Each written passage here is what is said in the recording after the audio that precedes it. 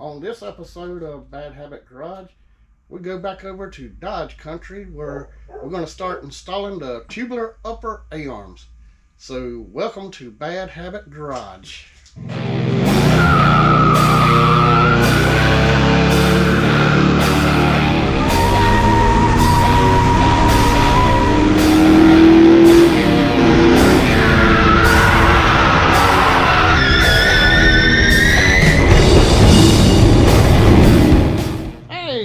Good morning, everybody. We got some stuff come in. So we got our screw jacks, our parts. I want to put this on just to be able to control that spring a little bit. Go over hoop-de-doos. I don't want a spring come flying out of the pocket. That would be unfortunate. Yeah, we got some different length swedge tubes. So we're going to be learning today. There's going to be a lot of assembly and learning, and yeah, a lot of nice energy drinks and to keep you really alert, you know, because it's mental focus. I'm not going to have no mental focus today because I'm drinking a mean bean. They don't say nothing about mental focus. So, but thanks for the guys at Speedway Motors for helping me make decisions and find stuff and look through parts and finding the right spline joint that bolts the Chrysler steering boxes. So thanks to them guys, they were helpful, and they don't get tired of working with you either. You call them at 10 o'clock at night and they're there. So thank you guys.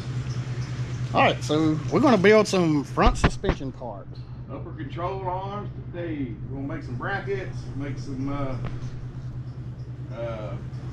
upper tabs, whatever you want to call them. So, and we'll start out my day with my favorite tool, grinder. Woo. All right, time to roll up the sleeves. Fixing to do some drilling. Sleeves rolled up. Make some holes. All right, we put our caster and camber gauge on the wheel. Made brackets. Made one side. One side. Then we got to figure out the lean. But we got the caster and camber where we want it, so we know where the plate's going to end up at. So now we're fixing to tack that in and make some plates. Okay, we've been working on it all morning, and it's now afternoon. We got we have our upper control arms. Well, that one upper control arm, we got it mounted. We have made our brackets, got them all tacked in. They got a little bit of an angle on them to help with this angle. Don't want it to get too extreme there. We got spacers in here to, I can adjust these inner spacers and outer spacers a little bit. Right now we just got them a 1/2 inch and 1/2 inch. But we got clearance in our range of motion. We've had the caster camber gauge on here, and we're in a acceptable amount of, you know, if you go full extend or full droop, you're going to have toe in and toe out. But in that 2 to 3 inch ride height area, we're going to have acceptable amounts of it's just a little bit of movement as far as toe in and toe out. It's a whole lot less than that old Duster out there is. So we're going to clean this thing up a little bit, clean everything up, throw this other side back together, and put the wheels on it and get it off the jack stands and the little rolling dollies. And we're going to try to make it see if we can get our ride height set. Since we got the coil spring out of here, we're going to take the coil spring off of that side and see what we got. And then maybe we'll have enough time to mock up our steering rod connected here. I have this swivel and I have another swivel laying over there on the table. So we'll see what we got. But we have created quite the mess. Yeah, good sized mess. All right, we'll get back at it. All right. Well, this is what we were dealing with the first time around. Given this is springs out, bottomed out as far as the suspension to go, and just to see what the angle would have been if it's bottomed completely out. And it's pretty bad. And the ball joint's in a bind. The ball joint's in a bind. It actually, with it loosened up, it actually popped out of the hole. But after we worked on it for a little bit, we've come up with this. We don't know if it's a better solution, but it makes me feel better. Because the ball joint, everything straight. We done the tie rod flip. We bought the we had one a while back, the 7-degree taper drill bit. Where is it? Oh, it's in the drill right there. Yeah, that corrects the angle for when you re-taper it and just put it right back into the spindle. So that was real handy. And we got these upper tabs made, and we had to lean them to get our clearances right on the bars. We got a little bit of spacing. We could adjust the spacers a little bit, and I'm thinking about taking this one just a little bit that way. I got 3/4 I can put on this side. I can put 1/4 on the right. Right now we have 2 halves. So, but yeah, I'm tickled with the way it looks. It doesn't look like it's in a bad bind. We had the caster camber gauge on it earlier, and we had some little marks on the ground where we had a plumb bobs. So within about a 3-inch range of motion, what it's normally probably gonna have, you know, just going down the highway, just, you know, doing its little thing, floating down the road, it's gonna be, you know, it's not gonna be bad. There's some in that range of 3 inches. It toes in about a 1/16 and toes out about a 1/16. So, but it's going to be at our ride height once we get our screw jacks in. Our materials have definitely gotten a little bit less, but we still got those, a bunch of spacers. We still got to install these bad boys, and that'll give us our height that we need. But yeah, we can jack her up. I'm bouncing the camera around a little bit. I'll jack it up. If you want to jack it up, we'll see what the range of motion looks like. I'm sorry guys, I'm shaking you up. But, okay, he's coming up with it. And then, you know, tires, our ride height was probably a little lower than what it is now. But right now, we probably are at 0 negative or positive camber. We're just sitting neutral right now. And what we had before was that, and it's leaning in probably about 3 degrees, 2 or 3.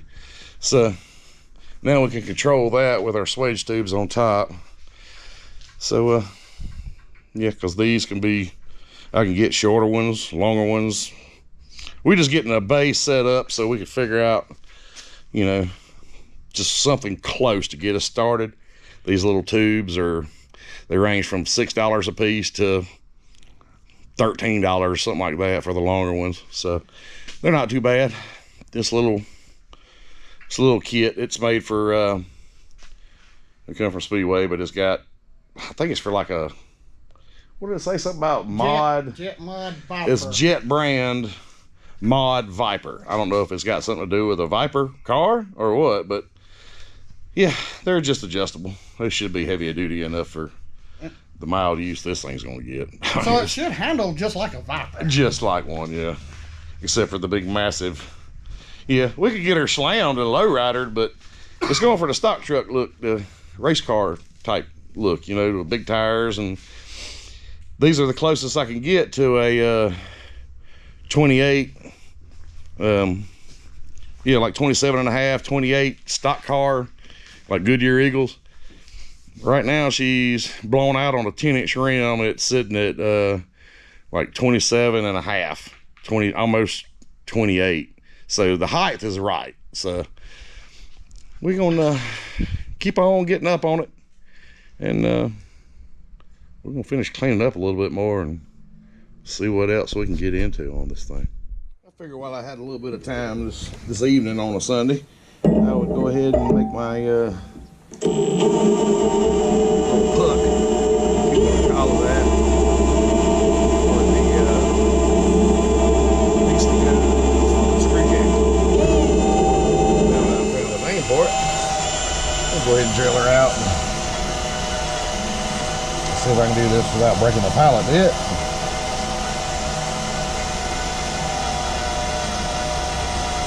I should punch it through with the correct size drill bit first, but you know how that goes. But adding that screw jack will be nice. It'll give some control to the spring at the top side, because I've cut one round of coil out. And if you ever extend it up, you know, or jack the front end up and let it droop, you know, it'll just liable to let the spring come out of the perch a little bit at the top and wiggle around, and then I can adjust my height easily. If I'm too low on the front, I can just put a little tension on it, and it takes up the slack when you cut a coil like that. And, you know, race cars need screw jacks.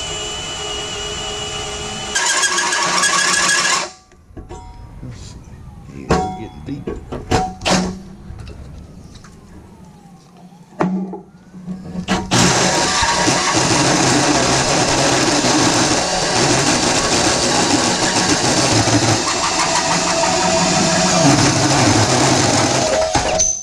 In just under 5 minutes or so, we got it drilled out, and that thing is hot. All right, let's see how she fits in the oven. All right, got the little puck. I buffed it off well on the edges. Let's see how good she's gonna fit. There's sort of a little corner, a little radius on the edges. The 3-inch hole saw worked out pretty good. It'll fit, and I just got to get it sitting in here, get it leveled. Then I just put a good fat bead around it. But I'm gonna set it back on the table and mark out for the center here, and put the actual rod housing the screw jack center part. Set it back on the table and rig that up. Alright, we have the screw jack sitting here, and this sort of just unscrews. I know I had it stuck in there on the opposite side of where it actually goes, but that's pretty much how it's going to sit. We just got to make that go in there, and the flange hits. The closest option I have in stock is a 1 3/4 hole saw. Outside of the dimensions of this is 1 5/8, so it should give me a tad of wiggle. It's going to be ground down smooth right here, and or it's already smooth, but just ground down and get it cleaned up for welding. And it's just going to drop in the hole and weld up, and then weld the outside of this, and it ought to be good to go. Let me get that hole drilled. Finish drilling this now. I'm going to drill a little bit, but save you all the boring moments of the old torque of the brushless Milwaukee drill about wrapping me up over here. Got some good power. Put you on lower gear set. Take you for a loop.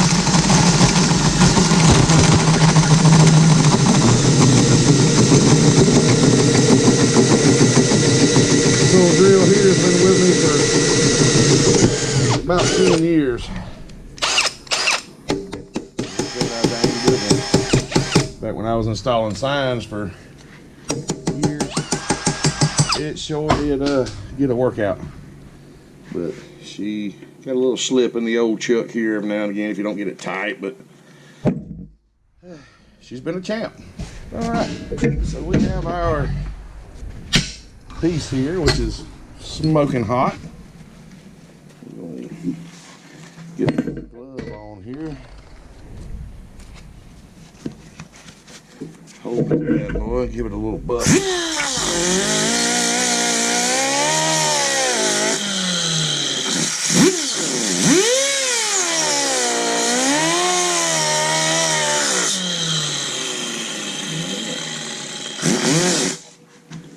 That's the hole. See how this jumps. Oh yeah. You can buff the side of this up. It'll be ready for a weld. Looks like we're gonna have to whack out another round off of our coil spring just to get a clearance for the upper cup.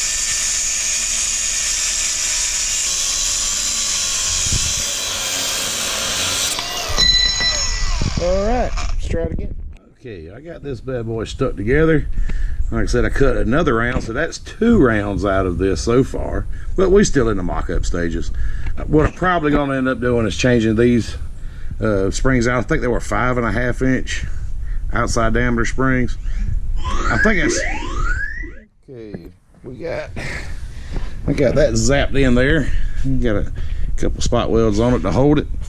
And now I got adjustability. All I got to do is just get the spring the way I want it. I can crank it up, I can crank it down. Probably going to just end up ordering a couple of lighter coil springs. I don't know what the factory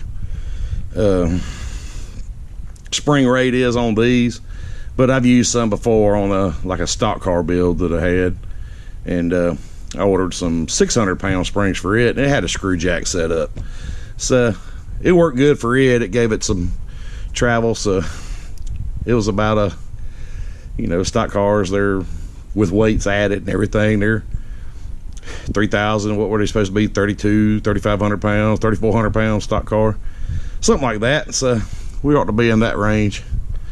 And so that ought to do it for this week. We got a little bit of footage on us building all of our bracketry and everything, and now I got to do it all on this side. So all right, guys, we'll see y'all.